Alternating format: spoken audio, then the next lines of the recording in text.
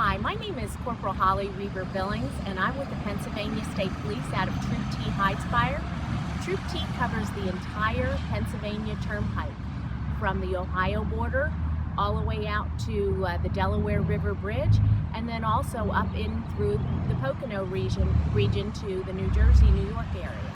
The move over law is called, we call it steer clear. Means you should steer clear, move your vehicle over to the next closest lane, or slow down to a much safer speed as you're passing any type of emergency vehicles, whether it's the Pennsylvania State Police, other emergency responders, including tow trucks, fire apparatus, and the State Farm safety trucks that you see out there. They're there to help you, and we want to make sure they all get home safe at the end of the day.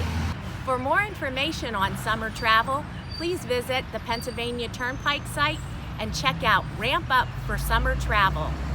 Have a safe trip.